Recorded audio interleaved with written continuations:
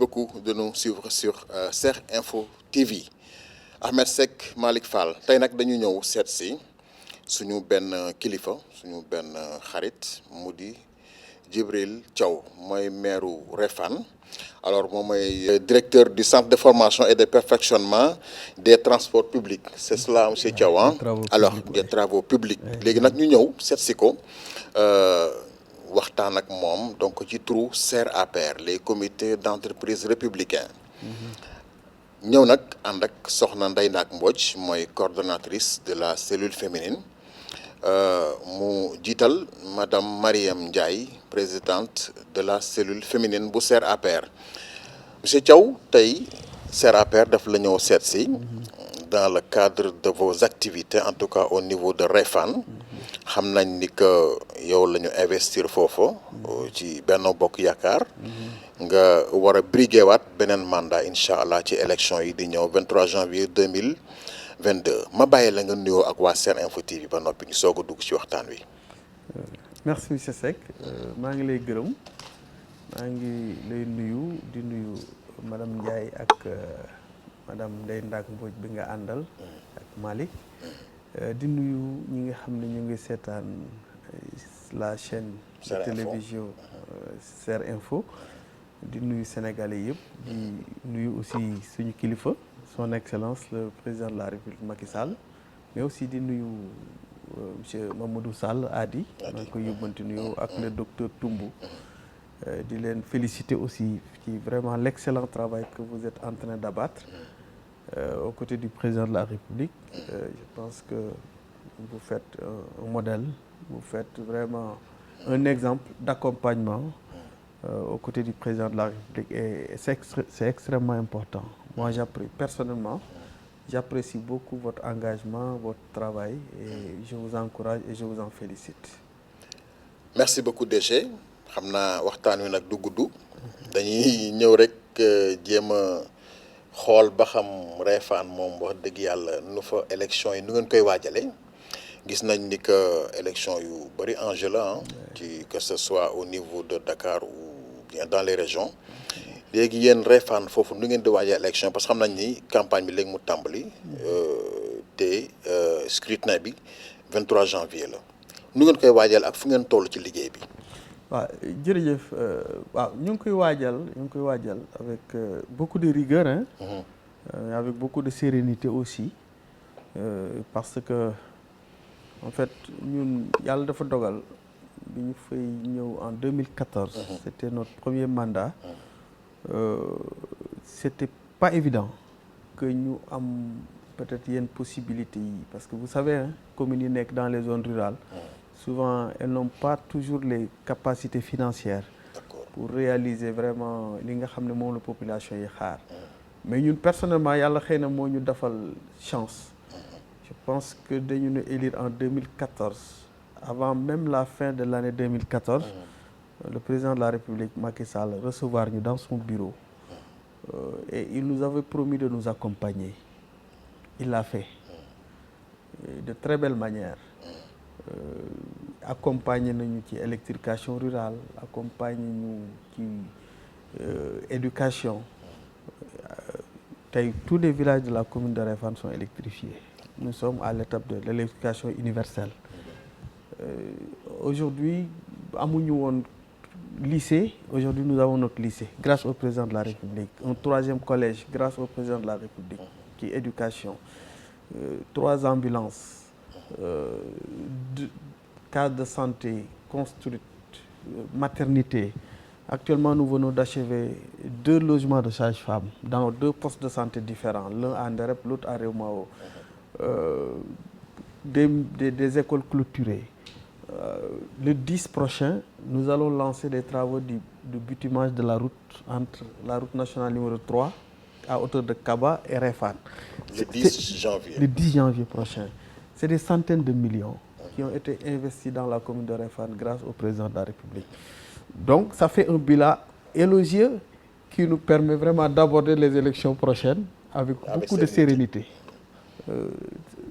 Mais li ñu ko may aussi mooy en tout cas le concept de Sénégal émergent bi nga xam ne moom le président de la République concevoir au niveau national nous sommes engagés à le mettre en œuvre, en pratique, à l'échelle communale. Et avec l'appui du président de la République, vraiment, ça va à merveille. C'est pourquoi nous sommes très sereins, nous sommes vraiment très, très confiants que waa Réfane dinañu jëlaat la commune, ñu dénk ñu ko, ñu continuer incha allah. Continuer liggéey bi vraiment sous la supervision, l'appui, l'accompagnement de son excellence le président de la République Macky Sall. lan mooy expliquer un peu proximité bi nga am ak population bu Réfane parce que gis nañ ni que da nga leen jege et que dafa am benn relation bu particulière bu dox seen diggante. C'est quoi le secret en fait? En fait, le secret c'est que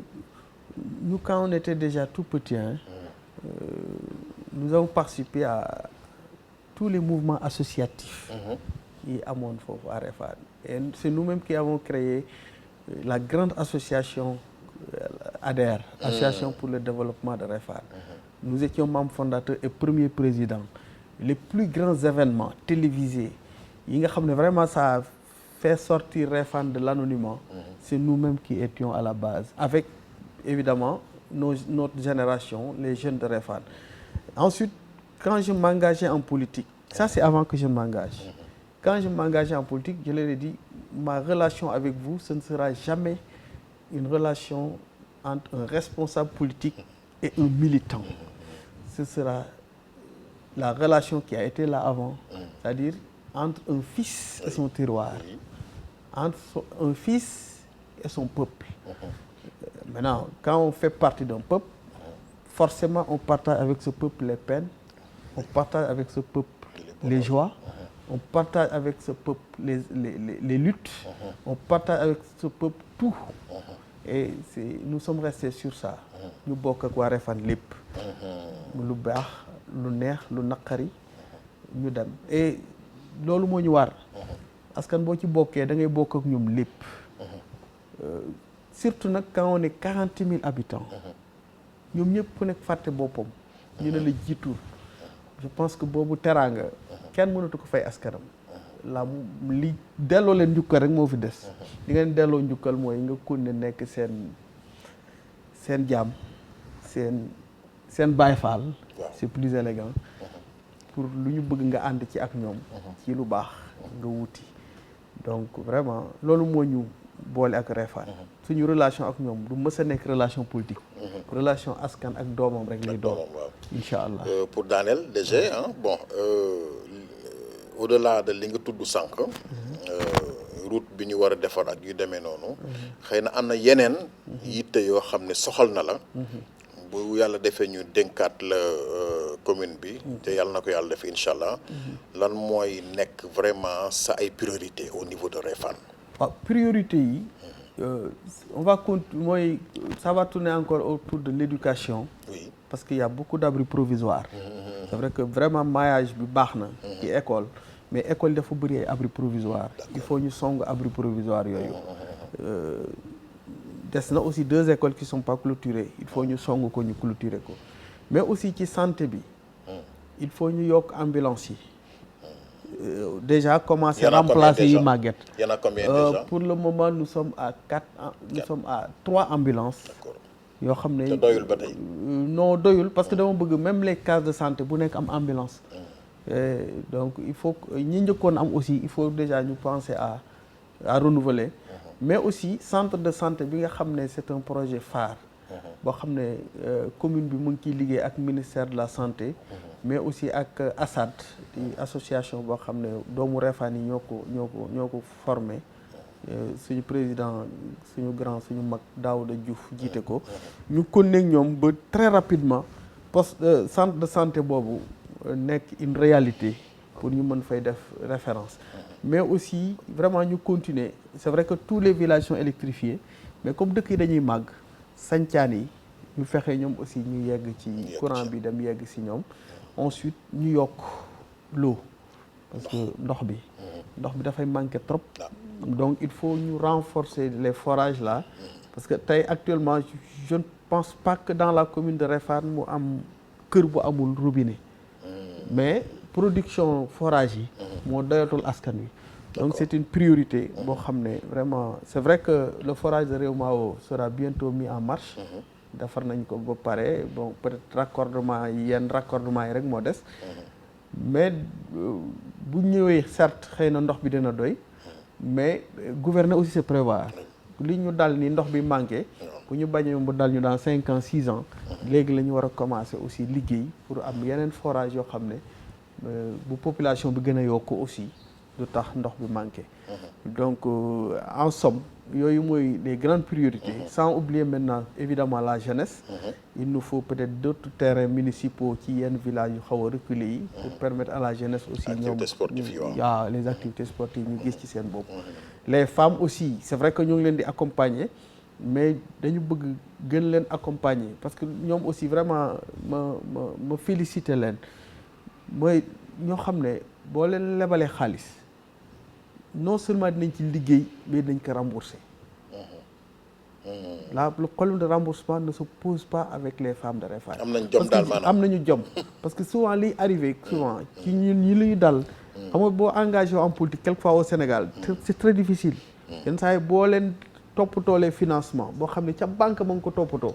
dañuy yaakaar ne lii daal xaalisu voilà du ñu fay mais macha allah les femmes de Réfane moom loolu dalu leen moo tax ñi ñuy liggéeyal ci financement des femmes ils sont très satisfaits xëy na dina tax pour ñu yokk le flux de financement mu yomb donc vraiment loolu mooy priorité yi bien évidemment maintenant social beeg daara yeeg yooyu yëpp dinañu continuer di leen appuyer incha allah. d'accord kon DG Djibril Thiaw la ñu àndaloon ci SER Info TV ma ànd ak Malick Fadal Fall xam nga nag njiit loo xam ni day wax li nga xam ni moo fi ne di wax dëgg daal ñi nga xam ni ñoom lay liggéeyal reconnaître nga ni que y a un problème d'eau et que di ngeen ko lijjanti kon boo ko waxee ne di nga ko lijjanti incha allah di nga ko lijjanti incha allah yàlla na ko yàlla def dañ lay bàyyi léegi nag nga tàggatoo xanaa sànni rek ay kàddu waa SER APR yan kàddu nga leen di sànni ak tamit yan ñaax nga leen di ñaax ak tamit terre bi nga xam ne président lancé na ko récemment ba inauguré ko donc ban gis-gis nga ci am ak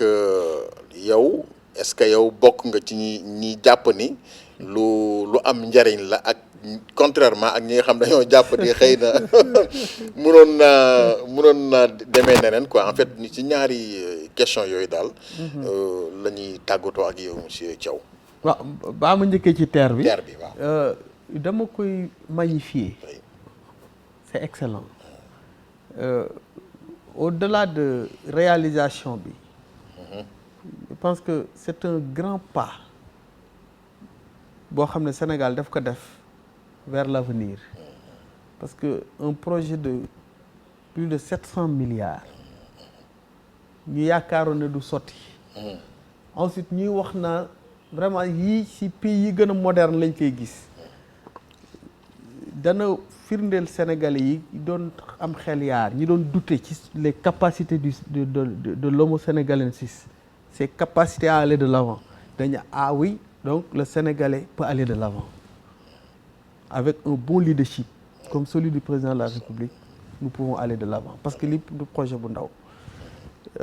ensuite ñun ñuy li nekk ci ministère des infrastructures des transports terrestres et du désenclavement ñun ñoo xam bu TER bi amul BRT bi amul ce que ça va nous coûter dans 2 ans 3 ans 4 ans kenn dootul dugg Dakar kenn dootul génn Dakar toute l'activité économique de Dakar sera bloquée parce que activité économique premier intrant bi mooy nga mën a déplacer wu facilement bu ñu continuer nii ak oto yi comme ça embouteillage yi sans un transport de masse efficace dans 2 ans 3 ans Dakar dootul bokk te Dakar bu bokkul c'est plus de 70% de l'activité économique du Sénégal on va vers la récession donc ñi koy wax ñi koy critiquer je ne sais pas fu ñu ko teg xawma ko du ci aspect économique du ci aspect social xawma fu ñu ko teg xawma ko ensuite barki démb dama doon dem benn xew booru fële Fass Mbao mais bil ma terre bi rombee ak sama ma nekk sama oto mais boo gisee ni mu rafetee ak ni mu moderne waaw pare gaaw macha allah. j'ai dit tout de suite mais man est-ce que moo doon woon jël terre bi si gaare sama oto sax jël terre bi dem ci xew bi c'est excellent c'est une excellente idée président de la République li ma koy ñaan mooy nañu dolli yeneen projet aussi ambitieux que le TER. comme par exemple renouvellement parc automobile que Ndiaga Ndiaye tout ça ak le port de Ndayane qui vient d'être voilà ensuite kii bi autour kii bi le chemin de fer jusqu'à Tamba ensuite jusqu'au Mali ensuite la côtière autoroute bi jëm ba Saint-Louis autoroute Mbour Fatick Kaolack nous Sénégalais ñu bëgg a dem ci kanam nous avons besoin de ces projets ambitieux loolu mooy Sénégal émergent président de la République da xam ne Sénégalais yi bëgg lu baax ñu ngi koy jàppale ci projet yooyu te loolu la ñuy xaar te loolu la ñu bëgg. macha allah ma ñëw ci SER. waaw féliciter leen remercier leen parce que li ñuy wax fii yëpp c'est de grands projets c'est des résultats tangibles ñu mën ci teg loxo mais ba léegi Sénégalais yi am na ñoo xam ne xamaguñu li président def des gens comme vous mën nañu nekk un bon support pour wane li nga xam ne président de la République Macky Sall ma ngi koy def te yéen a ngi ci li ma leen di kii rek mooy féliciter leen encourager leen wax leen aussi sama engagement à vos côtés lu ngeen def rek nañ ko yëg luñ ci mën ñu indil leen suñu jàppale sur tous les plans luñ ci mën rek mais aussi ñun ñu war a nekk aussi seen porteur de voix auprès des autorités pour que ñu gën leen jàppale parce que vous en avez besoin et ça va faire de sorte que ambition yi ngeen am pour gunge président de la République ci liggéey bi mu mën a jàppandi mu mën a yomb en tout cas tous nos encouragements toutes nos félicitations à Mamadou Hady Sall au docteur Toumbou à vous monsieur Seck madame Ndiaye madame Mbodj Ndeye Ndak Malick Fall et à SER yëpp daal nañu xam ne maa ngi leen di nuyu maa ngi leen di encourager di leen féliciter di leen réaffirmer sama engagement pour gunge leen ci liggéey bi merci beaucoup. jërëjëf monsieur Djibril Thiaw maire de Réfane ñun itam ñi ngi lay ñaanal yéen a ji nga am ngir yóbbu Réfane fi nga ko bëgg a yóbbu te muy fi nga xam ni moo gënal waa Réfane te gën ci ñoom yàlla na ko suñu borom def incha allah donc bonne chance en tout cas pour les élections locales alors ñu àndoon ak Ndeye Ndak Mbodj madame la coordonnatrice de la cellule féminine et madame la présidente Mariam Ndiaye alors kii nag moom soxna Ndeye Ndak moo lay indil carte prestige yu SER APR yi madame Mariam Ndiaye ànd ak soxna Ndeye Ndak Mbodj ñu indil la carte prestige yi ngir fas yéene la ko jébbal bu ko defee nga nekk désormais membre des SER APR voilà donc monsieur Thiaw merci sa carte ngi noonu léegi wax dëgg yàlla yaa ngi SER APR ci turu SER APR yëpp nag ñu ngi lay gërëm bu baax wax dëgg yàlla ci accueil bi macha allah Malick Fadal Fall SER Info TV une prochaine fois avec une autre autorité de la République. D'ici là, portez-vous bien. Au revoir.